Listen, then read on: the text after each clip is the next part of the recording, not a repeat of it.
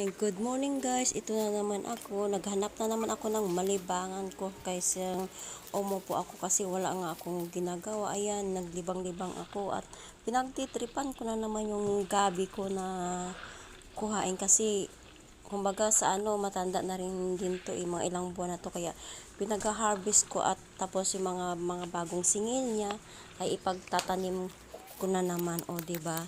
Ayan guys, ang ginagawa ko dito pag wala akong masyadong trabaho o kasi ayoko naman abusuhan yung kabaitan ng amo ko. Mas maganda na yung gawa-gawa tayo ng malibang-libangan ba? Kaysa umupo lang ng umupo na walang ginagawa, o di ba?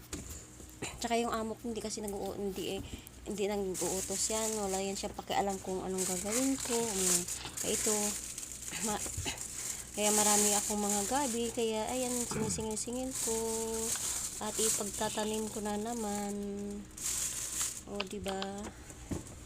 Pero sarap na sarap din yung amo ko sa pagluto ko ng gabi. Gusto niya rin yan po. Nung nakaraan po yung niluto ko nga konti, ubos agad o diba? Tapos yung isang tauhan niya nanghingi sa akin, ayan, tinatikman ko sa lutong Pilipino. Nakakatuwa naman. Ayun, napagtripan ko na naman manguha ako ng gabi kasi magluluto na naman ako, baka mamayang gabi ko na ito lulutuin.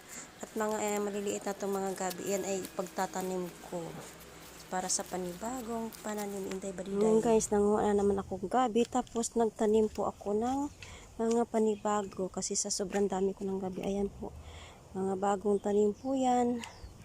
May siling labuyo po ako, saka ayan po. Ayan pa guys, mga gabi ko.